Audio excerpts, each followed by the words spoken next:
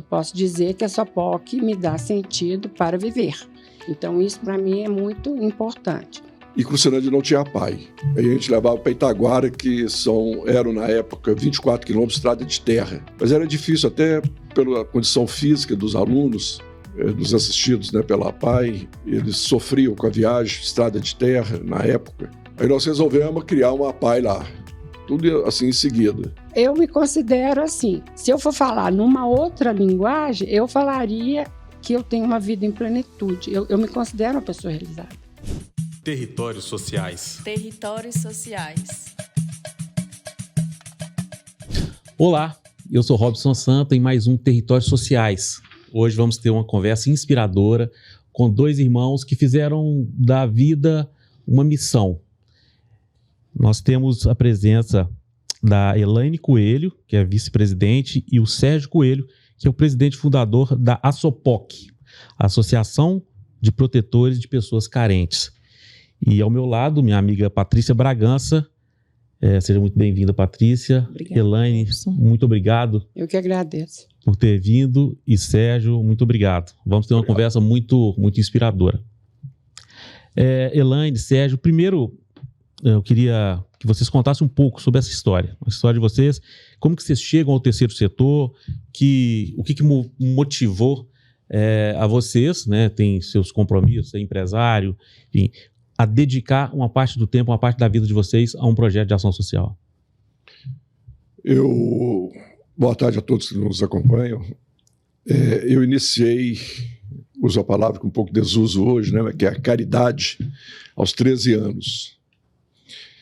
E sempre gostei deste lado social, de ajudar as pessoas, de tentar dar a mão àqueles que passam, às vezes, por um momento difícil.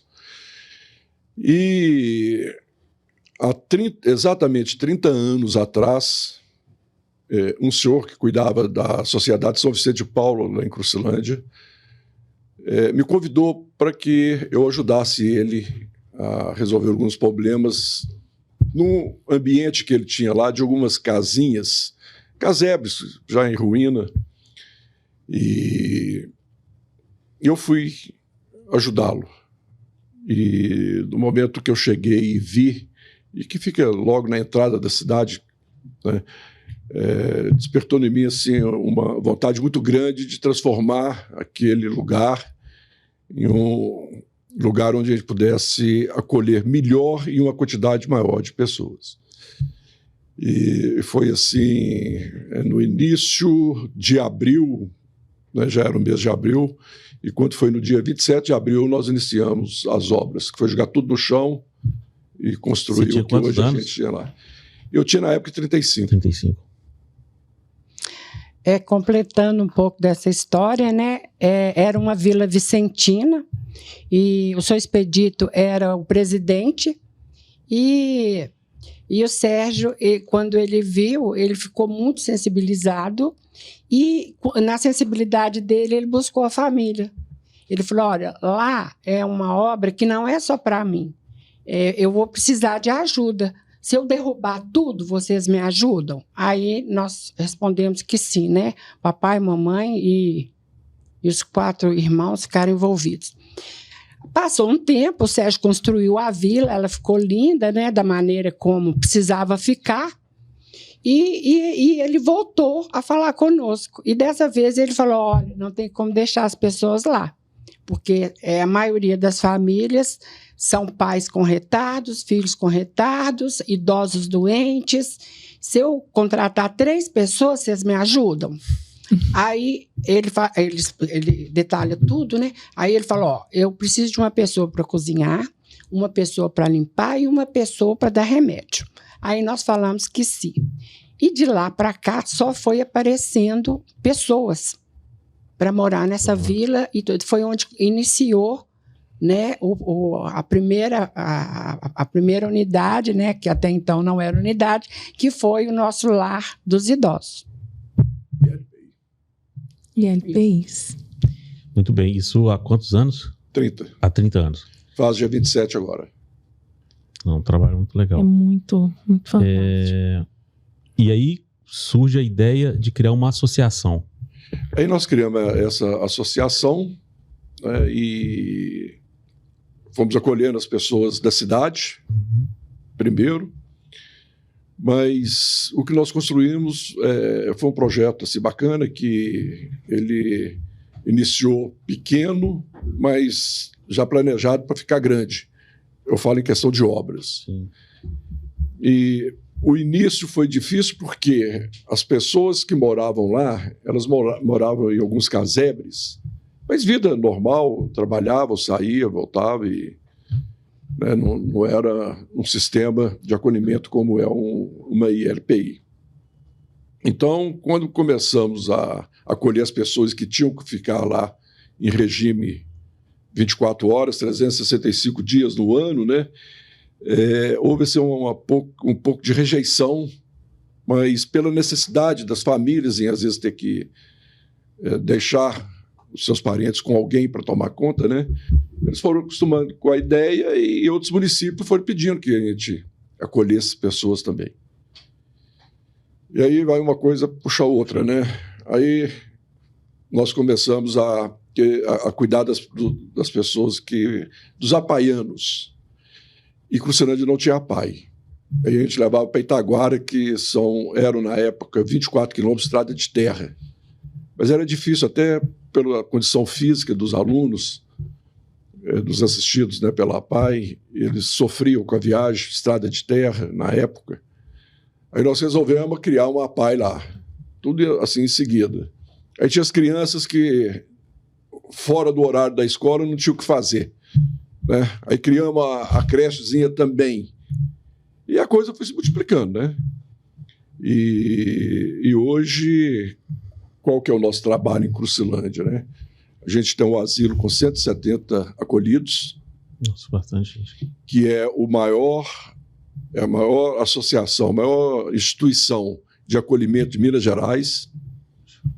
Nós criamos as residências inclusivas. Nós temos 2 hoje, com 25 pessoas. E temos a creche com 340 crianças e a APAI com aproximadamente 110 alunos. E com a expansão já, né, em construção, para a gente acolher mais 120 pessoas entre 18 e 59 anos. E a enfermaria nossa, na ILPI, que é a enfermaria feminina, que a gente tem uma masculina e uma feminina. Nós acabamos com a que nós tínhamos lá, porque ela não estava atendendo bem, jogamos no chão, estamos construindo uma outra que nós vamos atender o dobro, que, enfim, nós vamos passar para acolher 320 pessoas. Seremos a maior instituição de acolhimento do Brasil. Você está falando de muitas ações e todas que precisam de muito recurso, né? Como que essas atividades, esses projetos sobrevivem? Vocês têm convênio com o poder público? Você está falando de criar mais uma, construir mais uma, tem a manutenção de custeio. Como é que funciona isso, Sérgio? O início foi com recursos da nossa família, né? E de muitos amigos. Então, nós temos centenas de amigos que nos ajudam desde quando começamos. A gente faz muitos eventos também, né? A gente tem um leilão que a gente faz lá que é fantástico. A gente consegue mais de 600 bezerros a cada leilão e eles são leiloados, né, e toda a renda revertida para para o nosso trabalho. A gente tem doadores que fazem a doação mensal, às vezes com boleto, outros através da conta de energia, né, da CEMIG. E hoje nós temos uma parte também, né, de um recurso muito importante, que são convênio com prefeituras. Nós temos convênio com 16 prefeituras, que a gente acolhe as pessoas dessas cidades, né? E a maior arrecadação hoje é do incentivo fiscal. que é o PRONAS, o Fundo do Idoso e o FIA, que é o da Criança e Adolescente. O nosso custo mensal hoje é R$1.300.000 por mês. 1.300.000. Representativo, né? Ainda tem que ter dinheiro para construir, para ampliar as atividades, né? É um desafio grande. Falar para a Elaine agora. Eu queria só complementar Fique à aqui, né, vontade. que todos vocês já tiveram um entendimento que a gente funciona, eu não sei se a palavra correta seria sistema, né? São 5 unidades. Nós temos um centro de ecoterapia, Ah, que legal. Que bacana. né? E esse centro de ecoterapia, ele foi fundado também pelo Sérgio, e a história dele é muito interessante, porque num dia lá, numa manhã qualquer, o Sérgio lendo no jornal viu uma reportagem sobre ecoterapia e chamou atenção. E aí ele começou a pensar na possibilidade, né? E como a gente já trabalhava com os idosos, nós tivemos a ideia, né? Assim, depois trabalhando juntos e tudo, de ver se a gente conseguia fazer a parte preventiva, que é o que a gente pode fazer, e redução de quadro de dor, porque eles sentem muita dor, né? E aí tudo começou, e hoje o nosso centro de ecoterapia é uma referência. Este ano está sendo feito o maior investimento que até então foi feito, né, para ele poder crescer, poder atender mais pessoas, e a gente considera a instituição assim. Eu vou falar que é um trem-bala. Eu acho que nunca, nenhum ano ficou sem uma construção. O Sérgio não para um minuto. Exatamente. O Sérgio é o rei do tijolo. Coisa boa. Porque, e assim, eu falo que o nosso caixa, que eu passo muito isso para as equipes, é o seguinte: nós temos uma cultura, né, da economia. Tudo, né? Se você chegar no escritório, você vai ver usar o papel dos dois lados. E isso é um dos princípios e fundamentos da instituição que a gente não pode abrir mão deles, né? E aí a gente passa isso o tempo todo para todos eles, para o entendimento também de que tudo que chega para nós é para novos investimentos para ajudar mais pessoas. Né? É lógico, evidente que nós vamos comprar as bicicletas, né, ergométricas lá, para ajudar, isso tudo, né? Tem os projetos. Mas o fundamental, o essencial, é a projeção, é o empreendimento social. Que o Sérgio é bom empreendedor social. Né? Porque na filantropia é muito importante saber usar bem usado o dinheiro. Na vida pessoal da gente é importante, mas na filantropia a responsabilidade da gente é maior ainda, né?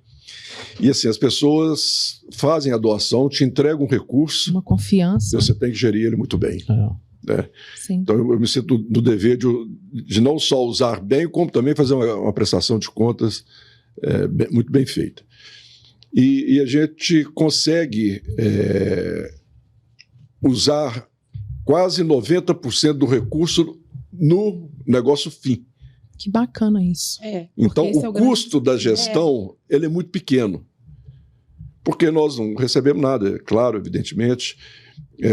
A gente tem uma equipe de gestores lá que nós criamos eles.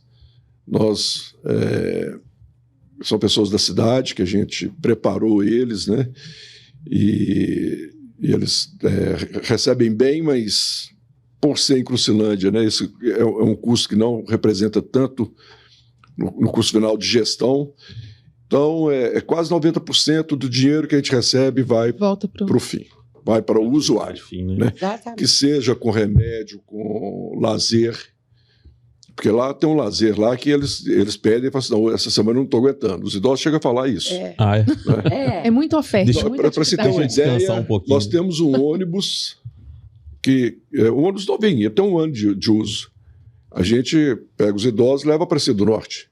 Olha que legal. Né? Para rezar. Agora, não sei se maio ou junho, em junho, nós estamos indo para Guarapari.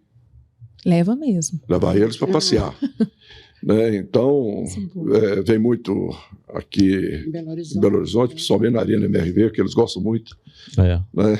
Assistir, às vezes, jogos, eventos que a gente faz aqui, eles vêm. Zoológico. Então, eles têm muitas atividades. Né? Isso é importante. Vão para os sítios lá na cidade, né? tem alguns sítios lá que recebem eles, fazem um churrasquinho, eles nadam.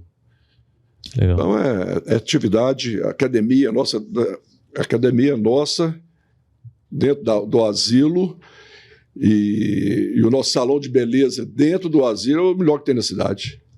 Que legal. Que bacana, gente. Nós temos pessoas que trabalham lá, um professor de educador físico, fisioterapeuta, que fica na academia para atender eles. Aproveitando, Temos a nutrióloga, né, a psicóloga. Temos um salão de beleza com manicure, cabeleireira, para cuidar das idosas lá, dos idosos também, né? Fazer unha, então é desse jeito. Tem um quiosque que a gente fala, uma área de convivência, que tem um barman. Olha isso. Servindo cafezinho, bolacha. Alguns gostam de fumar um cigarrinho, tem o critério lá, né, que o médico autoriza.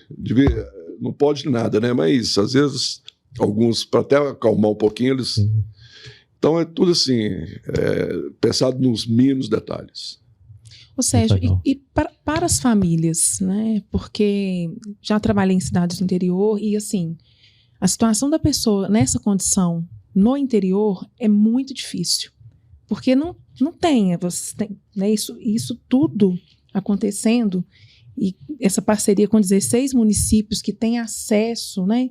Os beneficiários podem acessar, isso realmente é muito valoroso, porque é muito desafiador, principalmente o lugar, né, das pessoas nessa condição, porque qual é a tendência? Eu já ouvi vários casos trabalhando no interior.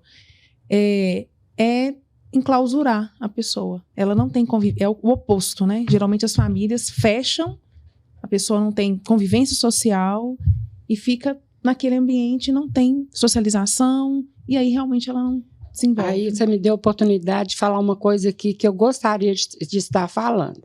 Fique à vontade. A SOPOC, ela foi fundada em 96, e na época... 95. Não, porque o trabalho nosso começou em 27 de abril de 1995. Na verdade, ela foi idealizada em 94, né, Sérgio? E aí, mas vamos lá. 95 e 96 já estava tudo acontecendo. Sim. Mas o que acontece? Logo em seguida, após a fundação, o Sérgio despertou em relação aos portadores de deficiência física e intelectual, né, que são hoje os nossos apaianos. E ele fez uma pesquisa, e como o município é um município menor, né, uma cidade interior mineira, aí, quando ele fez a pesquisa, eu me lembro que foram 120 pessoas. Exatamente esse público que a gente desconhecia, entendeu? Que nem as políticas públicas sabiam que eles existiam. As famílias escondem, né? E aí que a gente despertou assim, né? Nossa, e aí ele fundou.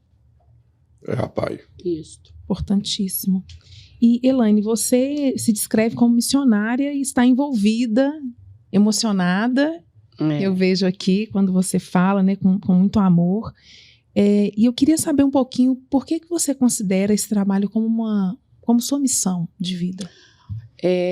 Eu me considero uma pessoa assim, apaixonada, né?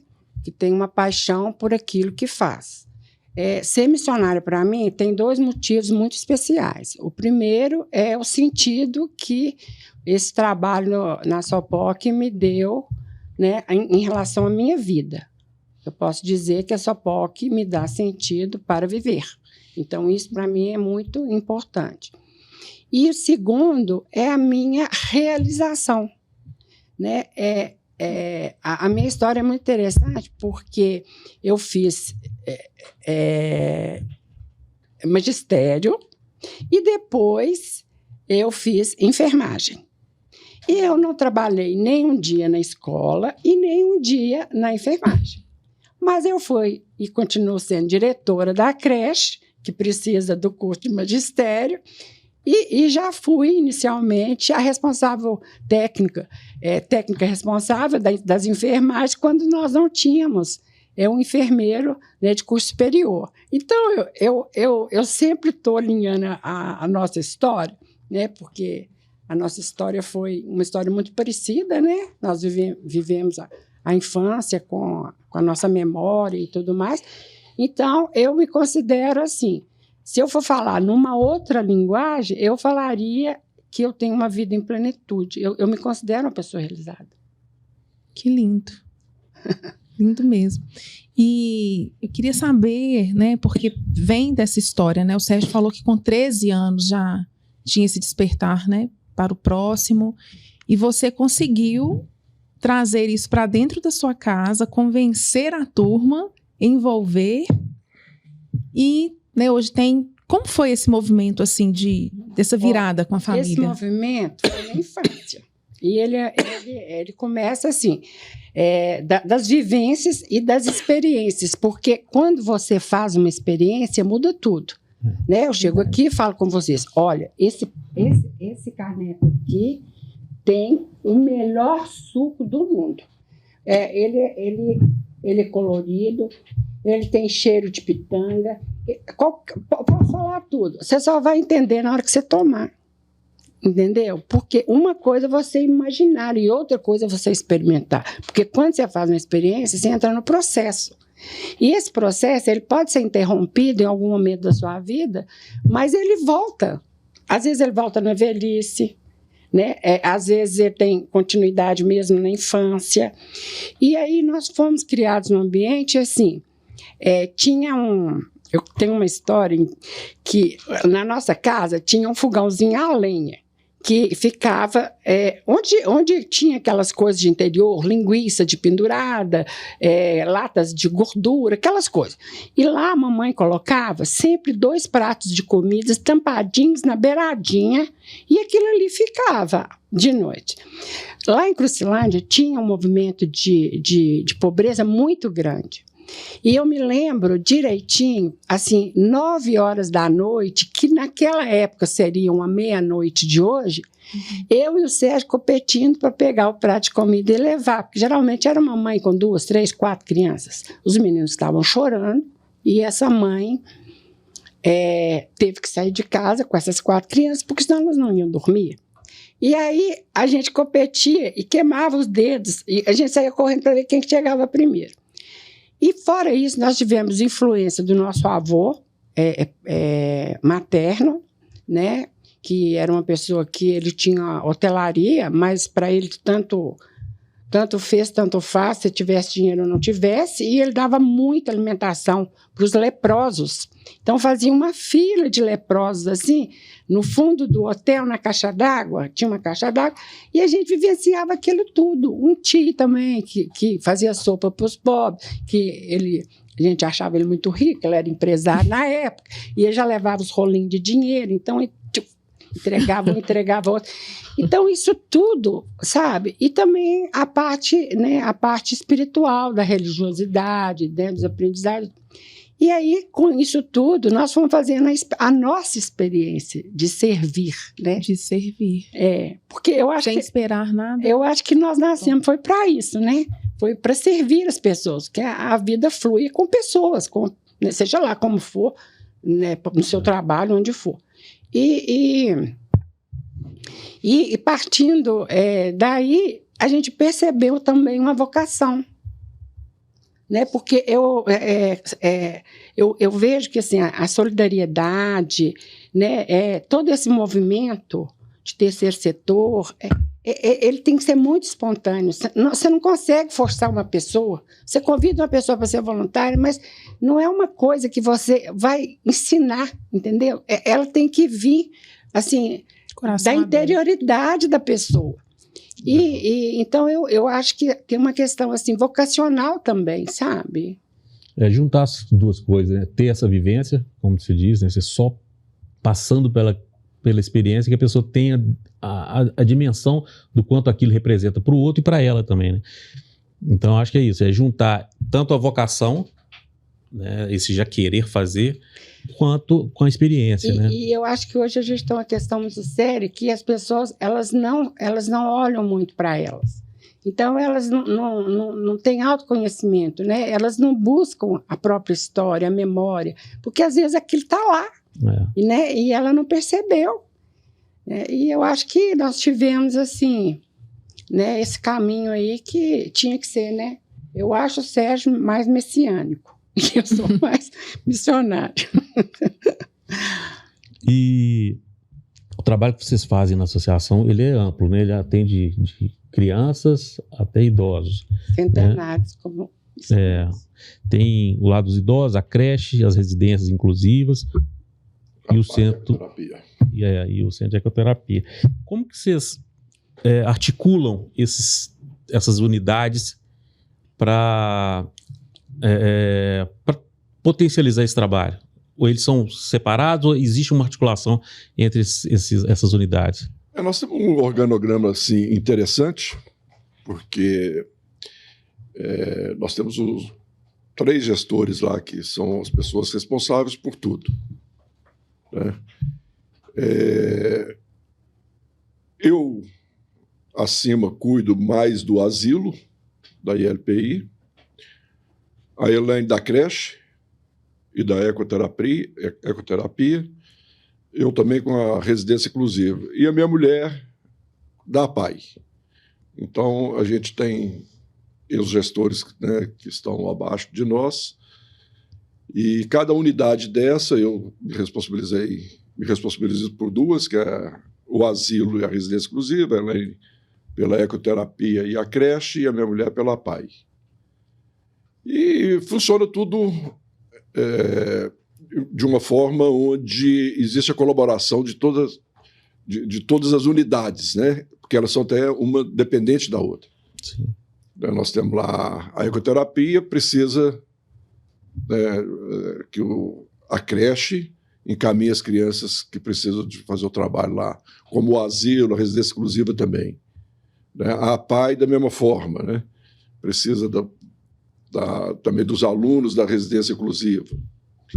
Então, funciona dessa forma. E entre elas também, assim, vou dar um exemplo aqui das crianças. As crianças, uma parte do trabalho que elas fazem na creche é ir para o asilo e ficar com os idosos. Ah, legal. Que fantástico. Né? E os idosos, uma parte também da atividade até lúdica, né? É ir para a creche e conviver com as crianças. Saudável. Então tem essa interação, e assim você vai, né? Então funciona assim de uma forma muito bacana e leve, fácil. E tem uma coisa interessante também, porque quando nós descrevemos um projeto, a gente vai primeiro levantar quais são as demandas, né? Então, os investimentos vão para esses locais, que é uma coisa que nós fazemos rotineiramente, né? Então, por exemplo, hoje, quais são as demandas da creche? Nós precisamos que o nosso parque seja todinho renovado e que seja criada uma área para bebê, que nós não temos, né? A gente tem um solário lá, mas não tem brinquedos. E aí, esse projeto é todo descrito, a captação é feita, e aí nós vamos fazer este investimento. Por exemplo, esse projeto tem projetos que a gente não tem custo. O projeto intergeracional, que o Sérgio está falando, né, ele não é um projeto de custo. As crianças descem da creche, os idosos sobem para a creche, né, e tem o projeto descrito pelos profissionais, e ele acontece, executa e a gente avalia os resultados. Mas existe uma integração muito grande, porque a prioridade, por exemplo, nós temos um centro de informática. Esse nosso centro de informática, nós temos um projeto de inclusão digital. Esse projeto, nós trabalhamos com crianças, quer dizer, na verdade, a gente estava trabalhando com crianças a partir de 3 anos. Até os nossos idosos centenários. Eu gostei da palavra idoso centenário. Então, a gente trabalha com eles, né? A prioridade é trabalhar com eles. Então, tudo que nós fazemos é para o nosso público. E o nosso público vai, né? A gente pode falar de 0 até 100 anos. Tem até mais de 100 anos. Como diziam os antigos, mamana caducando. Muito bom. Exatamente. Porque mamana caducando. nós somos parceiros hoje da prefeitura. A prefeitura é grande parceira nossa. A rede municipal funciona na sede da creche, né? E a gente custeia toda a alimentação, uma série de né, os programas, e assim, só por oportunidade, mais uma vez, dentro da nossa missão, né, a qualidade dos nossos serviços e a condição, né, de dignidade de vida é nossa prioridade e nós sempre levamos isso a sério. Não é uma instituição perfeita, né? A gente tem um desafio lá, né, Sérgio? A gente passa até alguns apertos e tudo, mas assim, nós estamos sempre na direção das melhorias, né? O que às vezes, na verdade, isso acontece, é muita gente, né? É muita gente. Vamos dar um exemplo aqui da creche. A creche, nós começamos a creche, tinha 10 crianças, depois passou para 30 crianças, aí fomos para um salão paroquial, o Salão São Pedro, que é da Igreja Católica, reformamos ele todinho e tínhamos lá 140 crianças.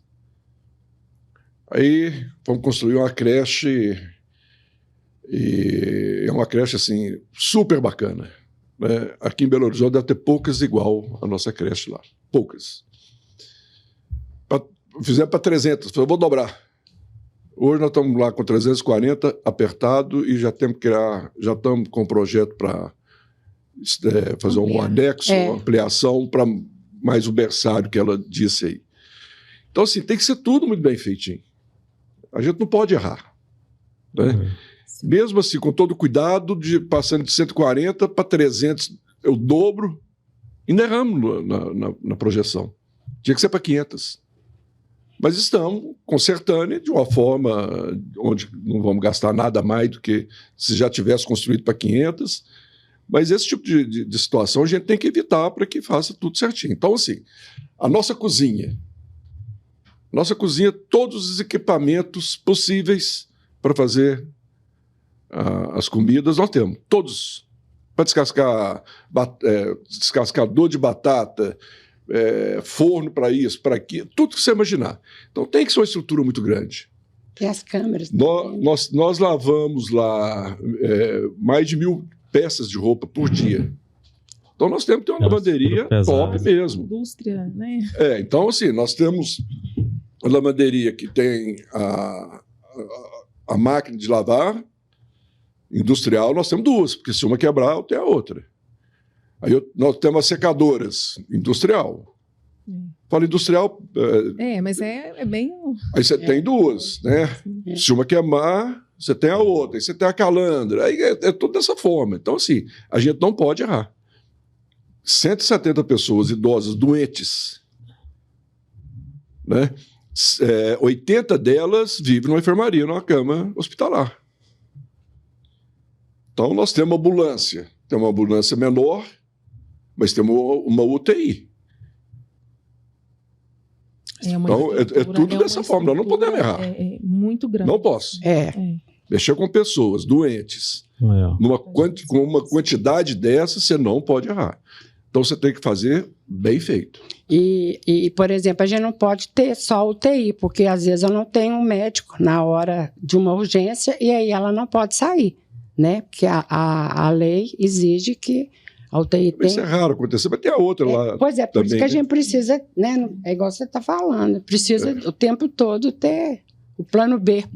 Sérgio, e a equipe de trabalho, desculpa aí, né? Nós temos todos os profissionais que precisam. Fisioterapeuta, fonoaudiólogo, assistente social, nutricionista, médico, enfermeiro, educador físico, psicólogo. E assim, quantos fisioterapeutas, né? Nós temos 4, 5. Psicólogo, temos umas 3. Então é em alta escala mesmo, porque são pessoas que fazem aquilo funcionar muito bem. Então, se você não tiver, né? Nós temos um programa de funcionários lá, até em comemoração aos 30 anos. Nós estamos fazendo um programa para os funcionários muito bacana. Muito bacana. E vai ser amanhã que a gente vai fazer um evento para mostrar para eles, né?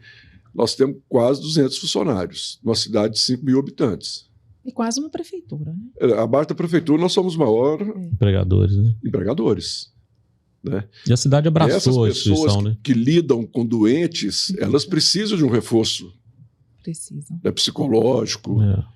Elas precisam de ter a tranquilidade para casa para trabalhar, sair de casa para trabalhar e concentrar no trabalho, porque mexe com pessoas doentes, você tem que dar banho, você tem que curar de ferida, né, escara, é tanta coisa, ver as pessoas passando mal, pegar para levar para um socorrer ali de última hora, é a convivência. A vivência disso é muito complicado. Saúde mental, né? Precisa... Então, assim, o nosso funcionário, os que têm filhos, a creche fecha 4h30, eu acho, né? Nós vamos estender para até a hora que ela sai do plantão, até que é 7. Nossa, isso para as mães. Estão fazendo todos esses detalhezinhos, a gente preocupa. Cuidado. Para que, para que o todo funcione bem. Porque nós não temos o direito de errar. Nós não podemos. Em nada. Né? Alimentação. Porque quando você fala assim, a carne, você não pode pegar uma carne lá de um determinado tamanho e dar para o idoso que é ligado e morre. Tem que ser muito detalhe, né, Sérgio? Mas tem um que quer. Então, esse pode. Então, você vai... É indivíduo, né? Você cuida de um por um. Você não cuida... No coletivo. Não é no atacado, não. Não é no atacado. É indivíduo. É o indivíduo. E cada um tem sua necessidade. Né? Dignidade começa. Olha que coisa aí, bacana, né? Nós temos pessoas lá, diversos casais que casam lá. Opa, tem até casamento. Bom lembrar. Tem uma senhora lá que é a Valdira, ela já teve 3 maridos lá dentro. Aproveita então, Sérgio, e conta uma história bacana, assim, que vocês falaram, nesses 30 anos, assim, qual a história que marcou mais assim, a existência da instituição? Sérgio, deixa eu só completar. Tem 3 casamentos lá dentro que foram excepcionais. E a gente é padrinho, madrinha, faz casamento certinho. Casamento mesmo, com passarela, noiva, festa, padrinho. Salão de beleza. E eles têm a casinha deles. Mesmo, por exemplo, lá na residência inclusiva, tem um casal que é a Rose e o Zé. Né? A Rose e o Zé. A casinha deles é a coisa mais linda. Você entra, é um quarto. Uma suíte, né? É um quarto, né? Que foi todo remodelado ali, que tem tudo: uma geladeira, uma mesinha, a cama deles, o banheirinho, tudo decorado, bonitinho, né? Que ela gosta e tal. Aí nós tivemos, né? Que hoje, infelizmente, não estão conosco. Um outro caso, que é a Rosa e o Juvenal. A Marta e o seu Vicente. Todos eles, por exemplo, tem casal, né? Já chegou o casal para nós, que adaptamos tudo direitinho, o quarto, a caminha de casal, tudo, né? Direitinho. Porque essas coisas mexem com as pessoas, né? E tudo. E aí, nós criamos esses ambientes também. Por exemplo, lá tem um nosso primo que mora lá também, que ele é cruzeirense. Tudo lá é azul. Toalha de banho, pijama, tudo. Você chega lá, você só vê azul, né? O João. E assim vai. Né? Então, Esse assim, respeito à individualidade, né? Isso traz muita dignidade para a pessoa, né? E é um ponto que a gente trabalha com muita dedicação aí. Né? De fazer aquilo que cada um gosta de fazer. Então, você tem casa assim, tem... Lá, às vezes uma idosa que ela gosta de ficar naquele cantinho ali. Então aquilo é sagrado para ela. Ela vai e fica naquele cantinho. Então, se a gente vê que se tiver alguém incomodando ela, os funcionários estão preparados para não deixar. Sim. Se ela gosta de ficar ali, ela tem que ficar, ela fica ali. E a outra que gosta de comer, uma lá gosta de sorvete. Né? Que é fato. Sim. Ela até morreu, a dona Elza. Adorava sorvete. A gente mandava comprar um sorvete e dar a ela. Outra gosta de pipoca. Faz pipoca, dá para ela. Então é tratado o indivíduo e não a massa, né? Eu queria falar mais 2 coisas marcantes. Bom, claro. Me emociona muito. Nós temos 2 funcionários que são destaques dentro da instituição, que foram nossas crianças da creche. Então, quer dizer, eles mostram o futuro para nós, né? Então, assim, inclusive, eu não sei dizer exatamente como que é essa dimensão, mas eu sei que um tem uma inteligência bem superior. Parece que participa até de um estudo da NASA. Então, assim, né? É isso que é inclusão. Outra coisa que também me tocou muito o coração foi quando eu descobri né, que a assistente social estava promovendo a ida do interno, né, do beneficiado, da beneficiada, para visitação de família no Natal. Então, nós tirávamos aquela pessoa que estava com aquele sonho de passar o Natal, talvez o último Natal, né? E de passar com a família, e ela ia. E ficava com a família e tudo mais e tal. Então, assim, tem uma questão aí, quando o Sérgio falou do nosso City Tour, que é esse ônibus maravilhoso, que tem programa semanal e tudo mais, né? E tudo é fotografado e passado no domingo para todos os nossos colaboradores. São sonhos realizados. Por exemplo, nós tínhamos internos que tinham sonho de Aparecida. Então, fomos, né, em Aparecida. Então, esse sonho de casar, sonho de ter uma casa, sonho de ter uma companhia, essas pequenas coisas, né, que são, né, da nossa humanidade. Super importantes para elas. Porque eles não são diferentes de nós. Né? Então, assim, e a gente tem outros trabalhos também, né? Complementando aqui. Como nós temos esse curso de informática, né? Mas não é só para os nossos alunos, é para a comunidade. Nós criamos lá agora um programa que tem uma empresa aí que criou esse programa, chama Programadores do Futuro. Então, nós estamos com 50 e poucos jovens que eles estão fazendo esse curso e depois de formados, né, eles saem já com a facilidade de arrumar emprego de aproximadamente R$7 mil por mês. Olha só. Então, muda a vida da família toda. Temos agora, vamos começar agora um curso de inglês, que é um curso muito bacana. A gente até tem ele aqui no Instituto Galo também, para 60 jovens. Ganhamos esse curso. Então, a gente faz esse trabalho também com a comunidade, né? Entendi. Agora então, eu tenho que complementar, porque antes... Então, não é só aqui. Antes desse programa, a instituição já promove, né? Já criou o curso de cuidadores, que é uma coisa importante, porque lá na comunidade, o que acontece? Nós temos uma demanda que tem sido maior do que a oferta, né, de mão de obra, principalmente da área de saúde. E aí, nós oferecemos esse curso, o Sérgio fez uma parceria, né, começou com uma universidade, depois passou para uma associação, né, de cuidadores, e isso tem assim, ajudado muitas pessoas, sabe, dando oportunidade, né, é uma formação, é uma profissionalização. Não só cuidadores, como técnico de enfermagem. Pois é. A gente faz o curso para as pessoas da comunidade e não obrigatoriamente eles têm que trabalhar conosco. Alguns já formaram em técnico de enfermagem e foram trabalhar fora. Não tem obrigação nenhuma de vir trabalhar com a gente. O objetivo é formar, né? Ajudar a comunidade, as pessoas, né, se prepararem e ter um emprego melhor. Então, a gente faz esse trabalho assim, com a comunidade também, que é muito legal. E eu acho que quando a gente tem a direção do bem, é muito interessante que vai acontecendo coisas novas que estão assim, fora do esperado, né? Por exemplo, nós temos funcionários que começaram... Um exemplo, uma pessoa que mexia numa área assim, que não tinha relação nenhuma direto com criança, teve a oportunidade de trabalhar na creche e fez pedagogia. Né? Essa pessoa, algumas delas mexiam inclusive com a parte de limpeza, né? Que não tiveram oportunidade e quando chegou lá vislumbrou e aconteceu. Por exemplo, pessoas que começaram a trabalhar conosco, percebeu que hoje no mercado não está tendo quase fonoaudiólogo, né? E aí buscou a formação de fonoaudiólogo e tem sido destaque.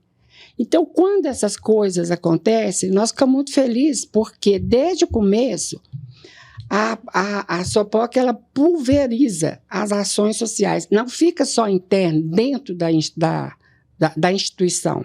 Né? Nós buscamos ajuda, mas nós também ajudamos. Aquilo que nós temos, que a gente acredita que foi bom para nós queremos passar para as outras APAES, queremos passar para outras instituições. Então, esse leque da SOPOC, ele é muito interessante, porque ele acaba fazendo uma abrangência muito grande, sabe? De coisas que vão acontecendo positivamente e algumas fora do controle, porque nós não tivemos... Nós fundamos a APAE de Bonfim, Piedade e Piracema. Você falou, Sérgio, falou do Instituto Galo, né? Mencionou o Instituto Galo agora. Nós tivemos também a felicidade de conversar com a presidente. Por onde você passa, você leva essa missão de ajudar? Às vezes, assim, muitos amigos hoje cuidam, às vezes, de uma instituição, né, porque teve o nosso exemplo. Diversos. Você vai espalhando... Mas assim, não fui eu que convidei eles, não. Eles que acharam interessante, passaram a fazer também, e a gente dá todo apoio. Né? A gente ajuda muitas instituições. A gente ajuda, assim, por exemplo, a Santa Casa de Itaguara.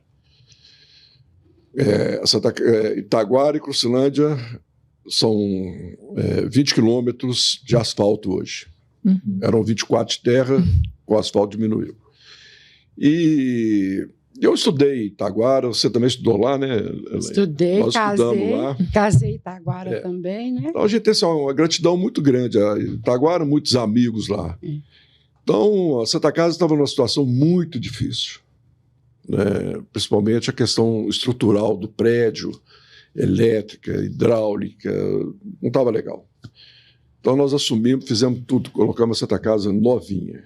Nunca tinha tido o AVCB, Corpo Bombeiro, tivemos que fazer uma rampa lá, metálica, uma coisa monstruosa para conseguir. Fizemos tudo, ajudamos a Santa Casa. Ontem mesmo eu consegui, com 2 deputados, 2 equipamentos para a Santa Casa lá, no valor de R$400 mil. Tem o Hospital de Itaúna, que nos ajuda também, que a gente ajuda eles, né, com energia elétrica, que a gente produz energia, mandamos um pouco para lá. De vez em quando também a gente manda uma quantidade de alimento para eles. Então, a gente vai ajudando assim, né? Porque na filantropia tem 2 coisas, né? Aliás, eu acho que são 3 coisas muito importantes. A primeira, não pode ter concorrência, porque todos estão remando para o mesmo lado. Isso aí. Vai ter que ter colaboração. Segundo, quem você vai ajudar, você não pode olhar CPF. Né? Você ajuda quem precisa. E terceiro também, que não tem endereço, né? Seja de onde for. Nós temos uma senhora que mora lá, que ela era pessoa aqui da alta sociedade de Belo Horizonte, espanhola. Ela é madrinha, ela fala com muito orgulho, né? A gente também fica até orgulhoso de ouvir esse caso dela, né? Que ela é madrinha do filho do Sérgio Castro. Olha só. E hoje mora lá com a gente. Tinha um português que morava. Então você atende, se é de Crucilândia, se é de Belo Horizonte, se é da Espanha, né? Quem precisar. Você é empresário e gestor, e pela nossa conversa aqui, você está sempre aproximando o terceiro setor da iniciativa privada.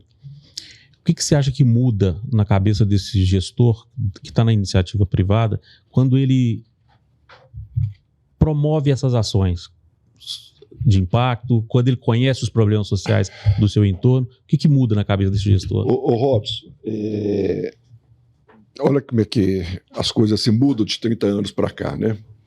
Primeiro eu quero esclarecer aquela confusão das datas aqui, porque nós começamos as nossas atividades lá dia 27 de abril de 1995. Quando eu fui convidado, foi uns 15 dias antes. Eu lembro que eu estava no aniversário do meu filho, do Paulinho, que é seu afilhado, que faz aniversário dia 19 de março. E eu estava no aniversário quando eu convidei meu pai e meu tio para ir lá ver onde que eu ia construir. Eles acharam que eu era doido, que eu não ia dar conta. Foi uma provocação que eles fizeram e deu certo. Então, as datas é certíssimas. Só que a instituição foi registrada um ano depois. Ela foi registrada porque um ano depois já tinha sido construída também. Então foi mexer com contabilidade, esse trem, então ficou esclarecido isso aí. Mas o que é que acontece na filantropia, né? Antigamente, quem que fazia caridade? Eram as pessoas pobres, a maioria. A Sociedade São Vicente de Paulo, que é uma sociedade assim, das mais bacanas que eu conheço, das mais importantes, mas eram só pessoas simples. Era uma pessoa de uma simplicidade muito grande ajudando um outro que estava ainda, às vezes, numa condição ainda pior. Né? Era algum fazendeiro, né, na nossa região, podia ajudar, mas era muito pouco, não envolvia. Não se envolvia. Né? Poderia até ajudar, de alguma forma, financeiramente, alguém e tudo, mas eu falo como gestão. Um fazendeiro, seu presidente da Associação São Vicente de Paulo de Crucinante. Acho que nunca existiu. Então, eram as pessoas simples que cuidavam. Mas as coisas foram melhorando, evoluindo, né? E hoje, as empresas têm a responsabilidade social. E muito, né? Hoje, o ESG, né, é um projeto, né, é muito importante para as empresas. Elas sentem na obrigação, ou a vontade, ou a necessidade, né, de ter esses cuidados, né? A sociedade hoje, né? A sociedade hoje já... Meio ambiente, o social, você tem a responsabilidade de todos, né? Então, melhorou muito de lá para cá. E a gente consegue, assim, pessoas de empresas grandes, né, trabalhar junto com a gente. Eu tenho diversos amigos que têm grandes empresas e me ajudam muito, e não é só dando dinheiro. Ajuda... Se envolvendo. Né? Envolvendo, né, e fazem muita questão disso. Né? Então, melhorou muito. E as pessoas... muitos, como eu disse anteriormente, veem a gente como exemplo, né? E a gente ajuda ela também, e ela vai desenvolvendo o trabalho dela, e com isso foram dezenas de projetos que hoje funcionam, que foram criados por essa forma. Mas esse papel, só uma que me chamou a atenção, porque até uma reflexão aqui. Você falou de fazer mais com menos, né? Fazer uma gestão mais... Sem desperdício. Quase que espartana, né, dos recursos. Isso tem um reflexo num outro negócio da iniciativa privada. Então, assim, aquele gestor que consegue fazer na instituição coisas com menos recursos, ele transfere esse saber para a iniciativa privada. Muito. Liga muito. É natural isso. Sim. Até pela razão... honestidade, transparência, né, e muito trabalho. E você também leva da sua empresa, uma troca, né, para lá, né? Você veja que as nossas contas, né, a nossa contabilidade, ela é auditada por uma das maiores empresas do mundo. É a 5ª maior empresa do mundo. Então, a exigência dessa empresa para auditar um balanço é enorme. Não aceita nada que não tiver dentro da conformidade deles, né? Então, essa transparência, ela é muito importante para a instituição. Sem dúvida. Né?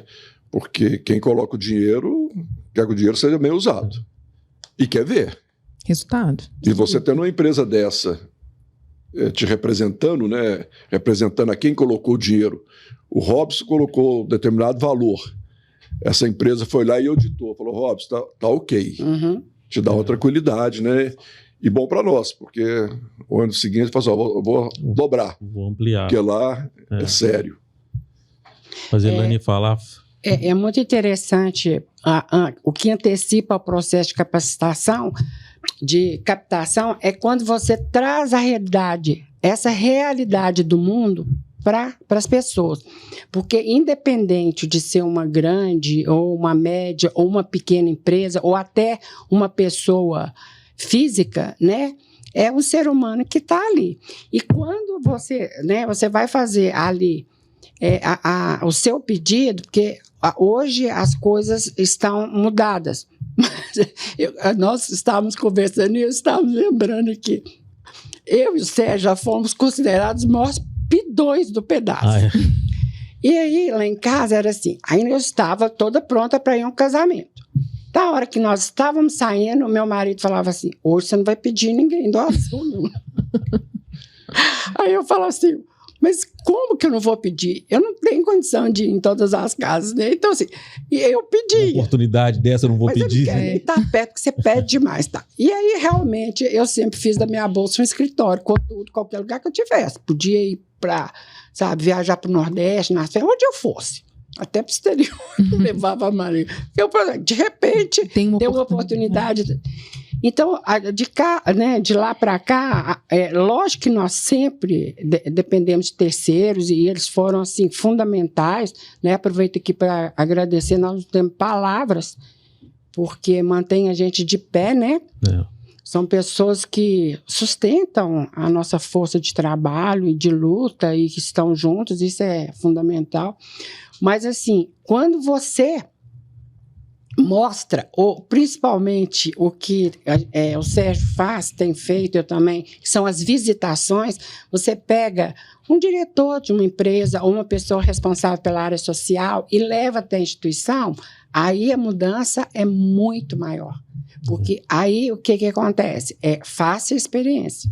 Então, assim, não é uma coisa muito fria, né?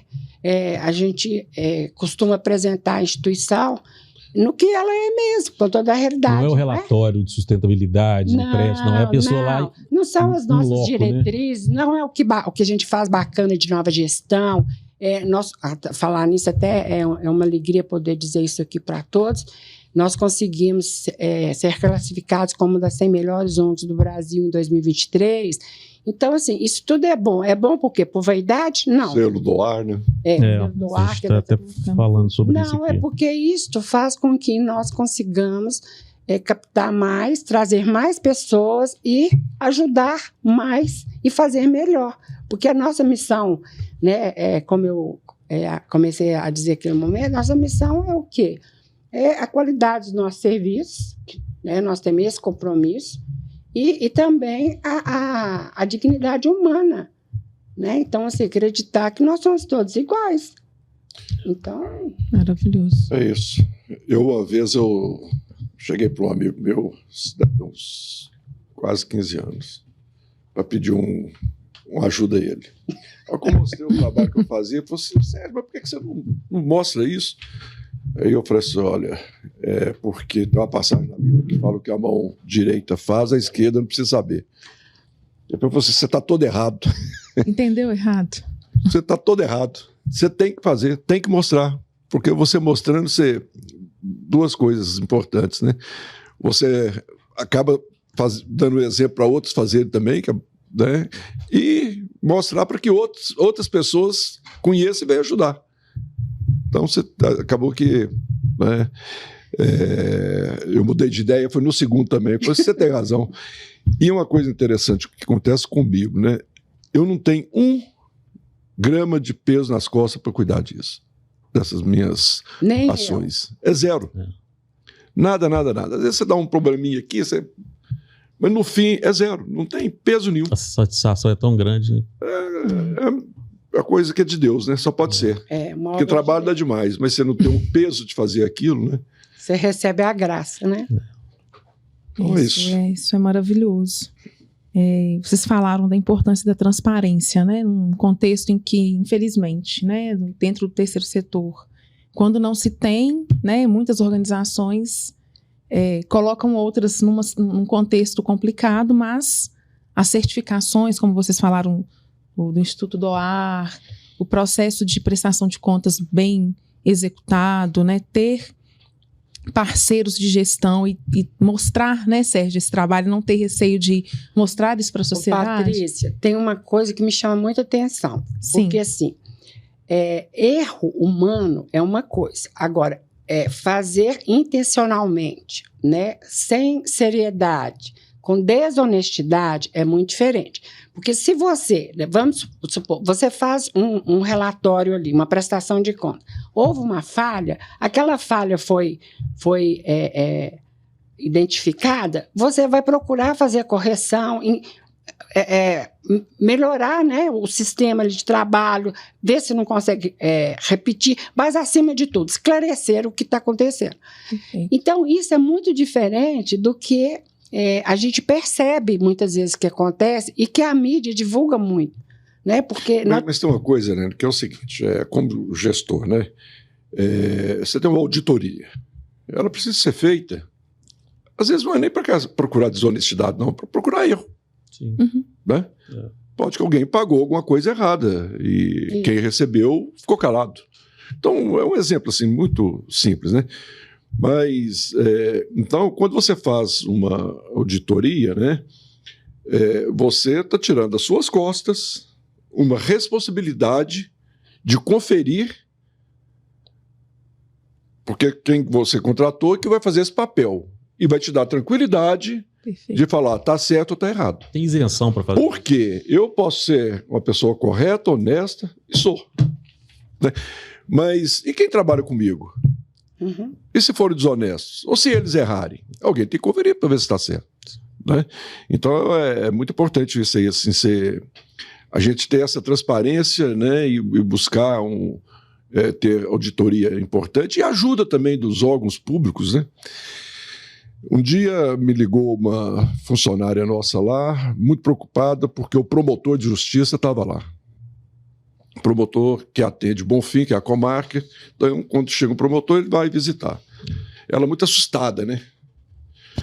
Eu falei assim, olha, aí depois que eu voltei a Crucilândia, eu falei com ela, reuni elas, ela falou assim, olha, o dia que chegar aqui, o promotor de justiça, o fiscal do Conselho de Enfermagem, Anvisa, Corpo Bombeiro, um dia vocês me ligam e falam assim, olha, eu tenho uma notícia boa para te dar.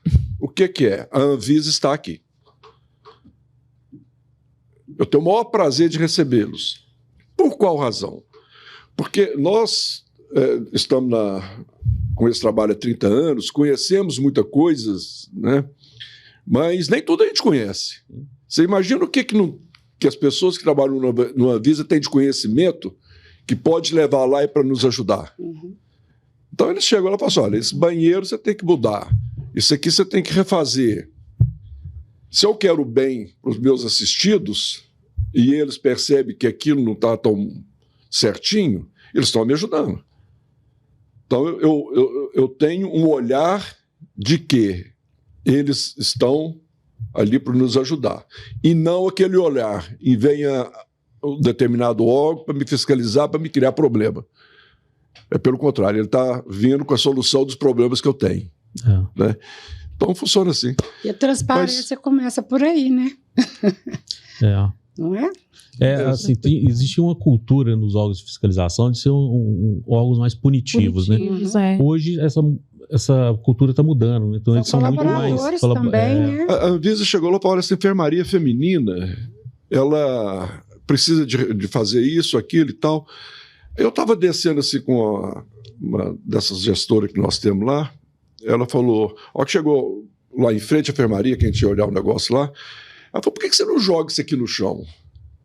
Mas foi um segundo, foi assim... E a engenheira que trabalha lá comigo, que estava junto, né, porque a gente estava olhando o negócio de obra, foi assim, segunda-feira pode já quebrar.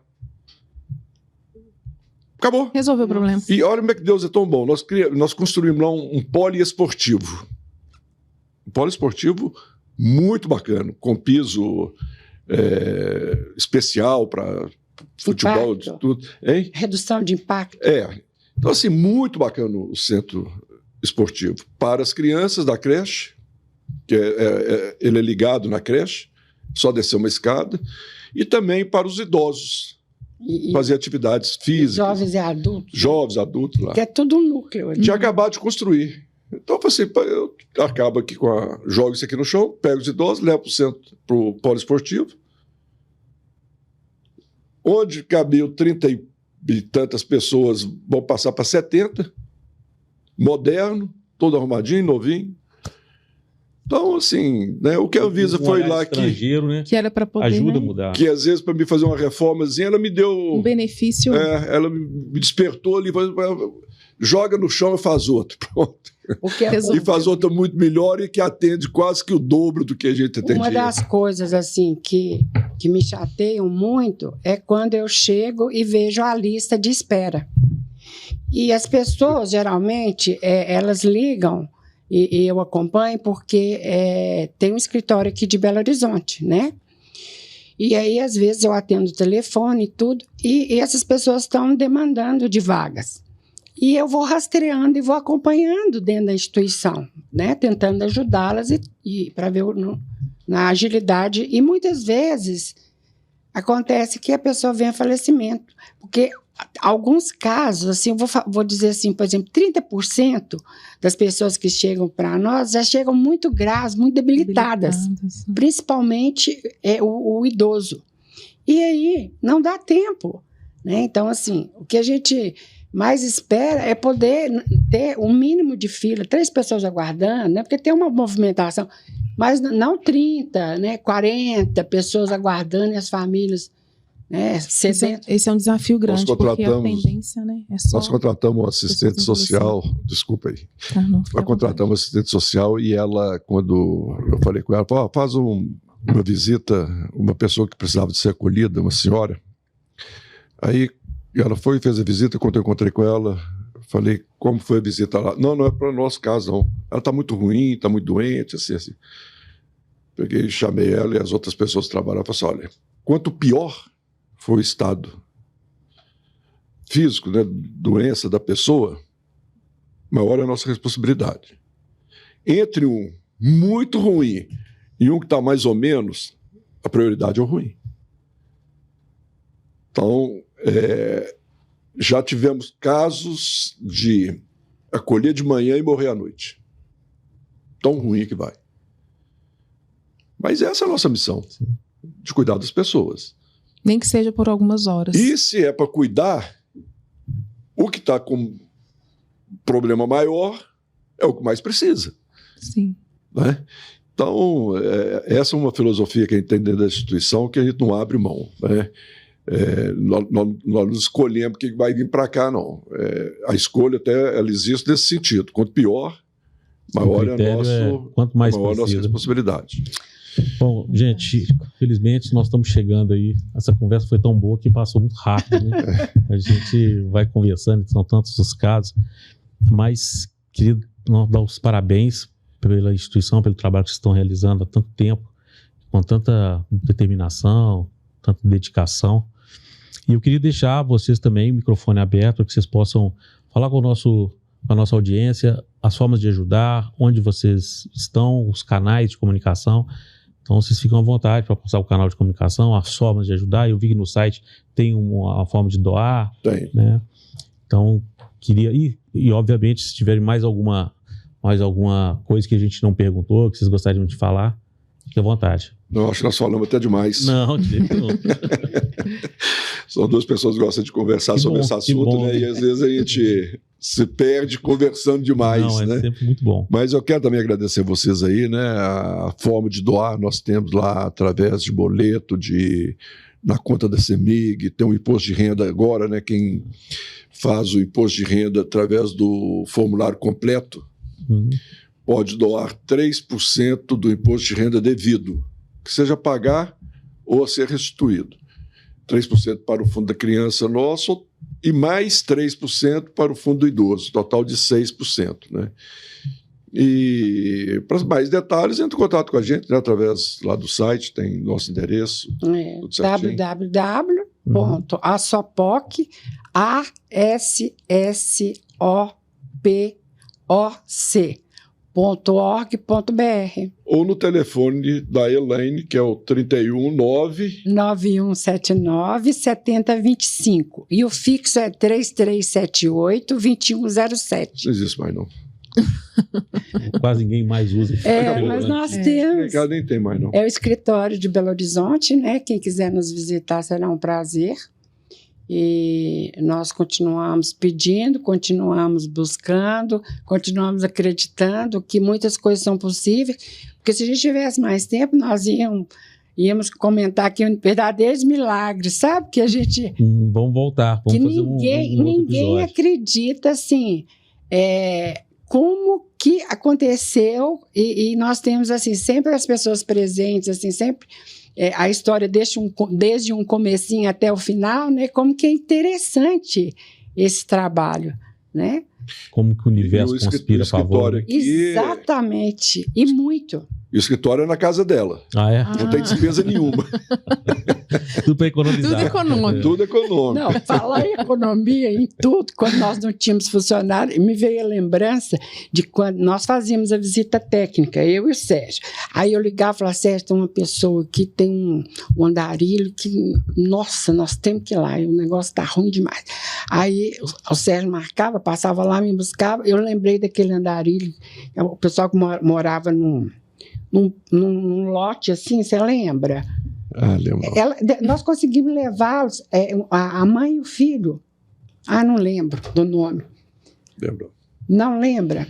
Mas aí, realmente, uma coisa muito interessante, quando nós não tínhamos, né, as pessoas para fazer as coisas profissionalmente, nós nos tornamos profissionais.